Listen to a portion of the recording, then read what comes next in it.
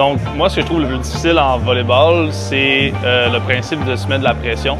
Donc, je tombe rapidement dans l'autocritique, autant en pratique qu'en match. Ça devient un peu un genre de cercle vicieux de performance où est-ce que j'essaie toujours de faire mieux ou de limiter mes erreurs, ce qui fait en sorte que je me mets encore de plus en plus de pression, ce qui rend le jeu du volley assez difficile. Donc, apprendre à gérer tout ça, ça reste un grand défi dans ce sport.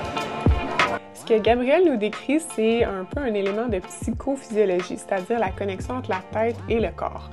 Dans le cercle de l'autocritique, souvent, comment ça va s'exprimer dans notre corps physique, c'est par des tensions physiologiques. Ça peut être, exemple, les mains crispées, le cœur qui s'accélère. Puis, dans les sports où est-ce que les sensations sont importantes, c'est quelque chose qui pourrait potentiellement nuire ou du moins affecter négativement nos performances. Ce qu'on cherche à faire, c'est de passer du cercle d'autocritique au cercle d'autocompassion parce que les athlètes, quand ils se condamnent eux-mêmes, ça peut être difficile en match de retrouver un bon rythme. Puis en fait, la façon dont ils vont revenir ou réagir face à leur erreur, ça va leur permettre ou non de rester compétitifs.